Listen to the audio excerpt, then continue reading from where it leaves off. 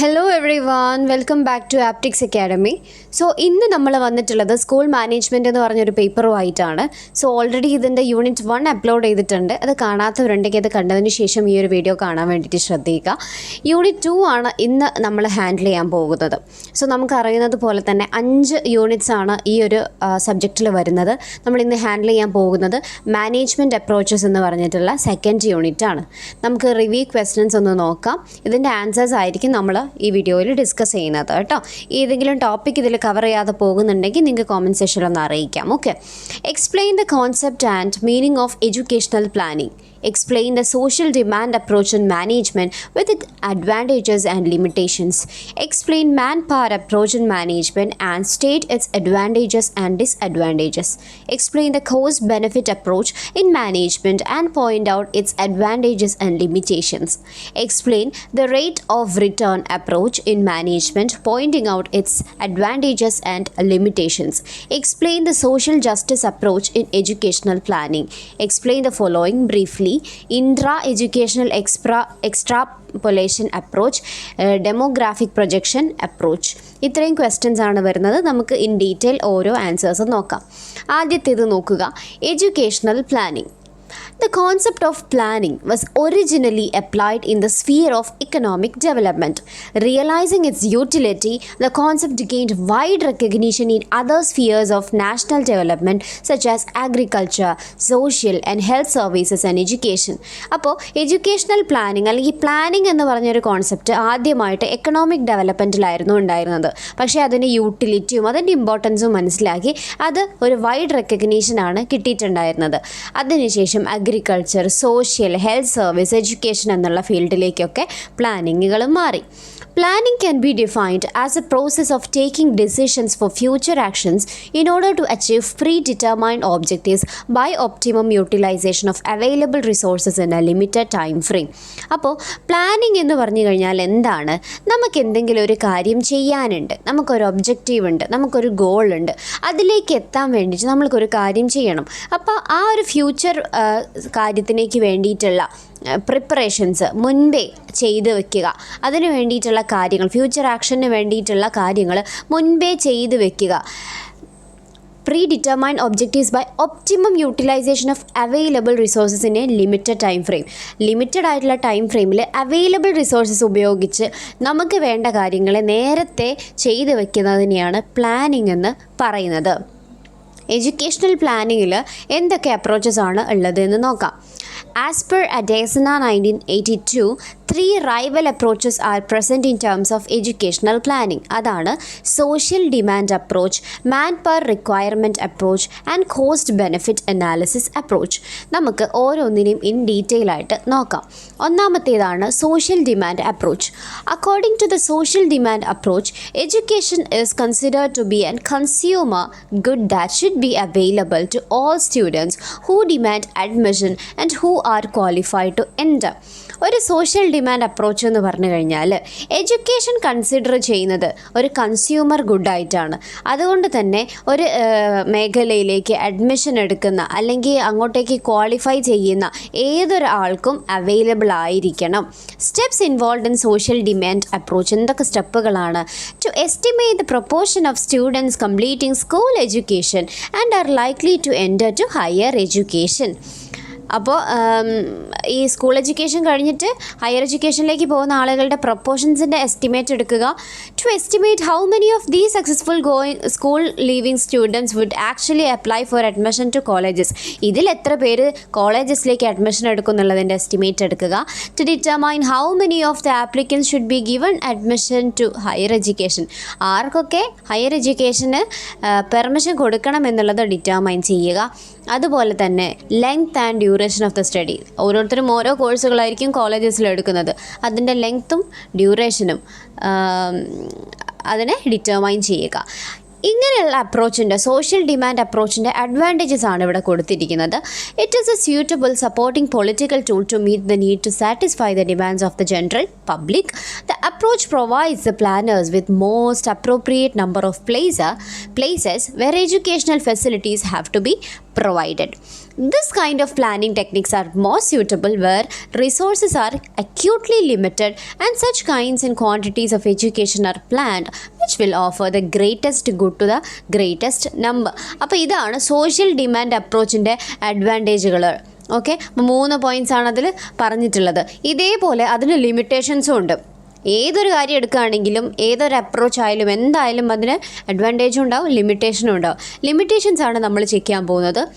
ഈ അപ്രോച്ചിന് ഒരു കൺട്രോളുമില്ല over the factors like price of എഡ്യൂക്കേഷൻ്റെ പ്രൈസിൽ ഒരു കൺട്രോളും ഇങ്ങനെയുള്ള അപ്രോച്ചിന് ഉണ്ടായിരിക്കില്ല. This approach has no power to manage the absorption of trained personnel in the economy. This approach is poor in the sense that it does not in any way lay claim to whether the resources expended are economically pre-arranged. This approach does not provide any kind of guidance as to how best to meet the identified needs. അപ്പോൾ ഇത്രയുമാണ് limitations ആയിട്ട് വരുന്നത്. അപ്പോൾ നിങ്ങൾ കണ്ടതുപോലെ advantages ഇതാണ് and അതുപോലെ ലിമിറ്റേഷൻസും ഉണ്ട്. നെക്സ്റ്റ് നമ്മൾ രണ്ടാമത് പറഞ്ഞിട്ടുണ്ടായിരുന്ന അപ്രോച്ചാണ്. എന്ത് അപ്രോച്ചാണ്? Manpower approach or human resource development approach. ഇതെന്താണ്? Thus, the manpower approach deals with human resource development. Thus, the focus is to forecast the manpower needs of the economy of the particular country or its global level depending on the context. Thus, in this method, the general demand for and capacity to supply human resources in different streams of and different levels of the education sector as estimated. അപ്പോൾ നേരത്തെ പറഞ്ഞിട്ടുള്ളത് social demand ആണെങ്കിൽ ഇവിടെ മാൻ പവറാണ്. ഓരോ മേഖലയിലേക്കും ആവശ്യമുള്ള human റിസോഴ്സസിനെ എത്തിക്കുക എന്നുള്ളതാണ് ഇവിടെയുള്ള കാര്യം. ഇതിൻ്റെ അഡ്വാൻറ്റേജസ് എന്തൊക്കെയാണ്? Manpower approach could usefully call attention to extreme gaps and imbalances in the education output pattern that need remedy. This does not need elaborate statistical studies. It gives educators useful guidance on how roughly educational qualifications of the labor force ought to be developed in the future. അതുപോലെ തന്നെ മൂന്നാമത്തെ point ആണ് എന്ത്? The unemployment and underemployment which may result from some overemphasis on manpower approach may become a challenge to move forward the right kind of education which may be development oriented and thereby creating its own job. അപ്പോൾ man power അപ്രോച്ചിൻ്റെ advantages പറഞ്ഞിട്ടുണ്ട്. അതുപോലെ തന്നെ അതിൽ limitations ഉണ്ട്. എന്തൊക്കെയാണ് limitations വരുന്നത്? ഒന്നാമത്തേത് നോക്കുക. It gives educational planner a limited guidance in the sense that it does not tell what can be actually achieved in every level of education. ഇത് എഡ്യൂക്കേഷണൽ പ്ലാനർക്ക് ഒരു ലിമിറ്റഡ് ഗൈഡൻസ് ആണ് കൊടുക്കുന്നത്. കാരണം അത് ശരിക്കും പറഞ്ഞു തരുന്നില്ല എന്താണ് actually achieved in every level of education. എല്ലാ ലെവൽ ഓഫ് എഡ്യൂക്കേഷനിൽ എന്താണ് ശരിക്കും അച്ചീവ് ചെയ്യേണ്ടതെന്ന് ക്ലിയർലി മെൻഷൻ ചെയ്യുന്നില്ല. അതിൻ്റെ എക്സാമ്പിളാണ് പ്രൈമറി എഡ്യൂക്കേഷൻ, സെക്കൻഡറി എഡ്യൂക്കേഷൻ. ഇവിടെയൊക്കെ സാറ്റിസ്ഫൈ ചെയ്യേണ്ട കാര്യങ്ങൾ എന്താണെന്ന് പറയുന്നില്ല. അതുപോലെ തന്നെ this approach says nothing but primary education which is not considered to be well connected. By implication manpower approach suggest the curbing of the expansion of primary education until the nation is rich enough to expand it. Hence, attention is focused on the cream of education that will contribute to manpower development in the society. അപ്പോൾ മാൻ പവറിൻ്റെ 2 എണ്ണമാണ് അവിടെ കൊടുത്തിരിക്കുന്നത്. അതുപോലെ 3 പോയിൻറ്റ്സും കൂടെ അവിടെ കൊടുത്തിട്ടുണ്ട്. Most manpower needs are mostly needed in the urban employment. Thus, the planner who may be called to plan is not given any useful clauses but education requirements to those people like semi-skilled and unskilled workers in the cities and vast majority of workers that live in rural areas. Okay, അപ്പോൾ most manpower എവിടെയാണ് വേണ്ടത്? Urban എംപ്ലോയ്മെൻറ്റിലാണ് വേണ്ടത്. അതുകൊണ്ട് തന്നെ thus the planner who may be called to plan is not given any useful clauses. എഡ്യൂക്കേഷനെ പറ്റിയിട്ടൊരു useful ക്ലോസസും കൊടുക്കുന്നില്ല. പ്രത്യേകിച്ച് ചില ആളുകൾ സെമി സ്കിൽഡ് ആയിരിക്കും, ചില ആൾക്കാർ ഒട്ടും സ്കിൽഡ് ആയിരിക്കില്ല. The employment classifications and manpower ratios such as desirable ratio of engineers to technicians, doctors to nurses and the assumed education qualification corresponding to each category of job are borrowed ideas from industrialized countries or economy. Thus, this does not fit into the realities of less developed countries of Africa. അപ്പോൾ ഇത് Africa പോലെയുള്ള രാജ്യങ്ങൾക്ക് ഇത് fit ചെയ്യുന്നില്ല. It is impossible to make reliable forecast of man power requirements far enough ahead of time because of many economic, technological and other uncertainties which are involve. അപ്പോൾ ഇത്രയും points ആണ് man power അപ്രോച്ചിൽ വരുന്നത്. Next cost benefit അപ്രോച്ചാണ്. ഓരോന്നും അതിൻ്റെ heading ഉപയോഗിച്ച് തന്നെ പഠിക്കാൻ വേണ്ടിയിട്ട് ശ്രദ്ധിക്കുക കേട്ടോ. അപ്പോൾ നമ്മൾ മാൻ പവറിൽ പറഞ്ഞിട്ടുള്ളത് ഹ്യൂമൻ റിസോഴ്സസിനെ എങ്ങനെ യൂട്ടിലൈസ് ചെയ്യണം എന്നുള്ളതാണ്. കോസ്റ്റ് ബെനിഫിറ്റ് അപ്രോച്ച് നോക്കാം. മൗറിൻ മാക്ഡാൽ defines cost benefit analysis as a systematic comparison of the magnitude of the cost and benefits of some form of investment. അപ്പോൾ ഒരു സിസ്റ്റമാറ്റിക് അപ്രോച്ചാണിത്. അത് കമ്പയർ ചെയ്യുന്നത് കോസ്റ്റിൻ്റെയും ബെനിഫിറ്റിൻ്റെയും മാഗ്നിറ്റ്യൂഡാണ് എന്ന് പറഞ്ഞതാണ് മൗറിൻ മാക്ഡാൽ. ഇനി this approach provides a method to calculate future benefits in accordance the cost that need to be made in the present. ഈ approach എങ്ങനെയാണ് ചെയ്യുന്നത്? ഫ്യൂച്ചറിൽ ഉണ്ടാവുന്ന ബെനിഫിറ്റുകളെ അതിന് എത്രമാത്രം കോസ്റ്റ് ഉണ്ടാവും എന്നുള്ളത് പ്രസൻറ്റിൽ കാൽക്കുലേറ്റ് ചെയ്യുക എന്നുള്ളതാണ് ഈ അപ്രോച്ച് ചെയ്യുന്നത്. All forms of investment involve sacrifice of present consumption in order to secure future benefits in the form of higher level of output or income. നമ്മൾ മുൻപേ പ്രസൻറ്റിൽ സാക്രിഫൈസ് നടത്തിയാൽ മാത്രമേ നല്ല രീതിയിലുള്ള ഔട്ട്പുട്ട് ഫ്യൂച്ചറിലേക്ക് കിട്ടുകയുള്ളൂ. Here education as regarded as an investment rather than as consumption. ഇവിടെ education എന്നുള്ളത് investment ആയിട്ടാണ് കാണുന്നത്, അല്ലാതെ കൺസപ്ഷൻ ആയിട്ടല്ല. ഇനി റേറ്റ് ഓഫ് റിട്ടേൺ അപ്രോച്ച് എന്താണെന്ന് നോക്കാം. Different terminology used to define the rate of return approach. അങ്ങനെയുള്ള 4 എണ്ണമാണ് അവിടെ കൊടുത്തിട്ടുള്ളത്. Cost benefit approach, cost effectiveness approach, rate of return approach, cost benefits analysis. ഇനി റേറ്റ് ഓഫ് റിട്ടേൺ അപ്രോച്ചിൻ്റെ അഡ്വാൻറ്റേജസ് നമുക്ക് നോക്കാം. It is possible to measure or quantify the increase in productivity of an educated person using this approach by looking at the age earning structure of the educated person.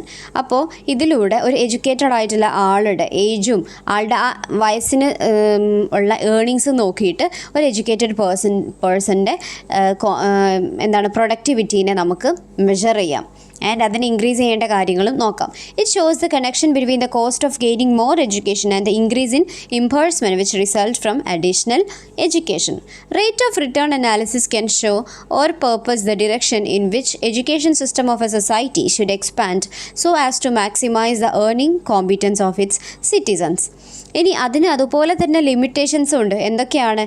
At times salaries reflect productivity may be a wrong assumption. അതുപോലെ it is not easy to quantify the advantages that are obtained from investing in any type of education. Differentials in the workers income cannot be accredited to additional education acquired in developing countries. It can be attributed to the aspects like family background, habits, primordial factor, and consumers. Some studies are of the view that primary education provides the highest return to the society on the basis of calculation of social return rates for all education levels. However, this approach does not agree to the same. ലിമിറ്റേഷൻ്റെ last point ആണ് certain complexity are present in this type of planning as it needs to clarify and work out the educational investment that needs to be made and its corresponding returns in the form of benefits that are gained by the individual and the society as a whole. അപ്പോൾ ഇത് അങ്ങോട്ടെന്ത് കൊടുക്കുന്നു, തിരിച്ച് ഇങ്ങോട്ടെന്ത് കിട്ടുന്നു എന്നുള്ളതിൻ്റെ ഒരു ബേസിലാണ് പോയിക്കൊണ്ടിരിക്കുന്നത്. The method to measure the benefits of the individuals and society is rather difficult. അതുകൊണ്ട് തന്നെ ഒരു ഇൻഡിവിജ്വൽസിൻ്റെ ബെനിഫിറ്റും അതുപോലെ തന്നെ സൊസൈറ്റീൻ്റെതും നോക്കുന്നത് വളരെ ഡിഫിക്കൽട്ടായിട്ടുള്ള ഒരു കേസാണ്. അപ്പോൾ അതാണ് ഈ ഒരു അനാലിസിസിൽ വരുന്നത്. ഇനി നമുക്ക് സോഷ്യൽ ജസ്റ്റിസ് അപ്രോച്ച് എന്താണെന്ന് നോക്കാം. This approach is also known as social planning or planning for social development. This approach holds that an education system of a country can be shaped according to the social or national goals of a country. The national policies and the constitution of a nation broadly describe these goals in social development. Many of the goals thus set are largely dependent on education. Hence, it becomes essential that educational system should contribute to the achievement of these goals.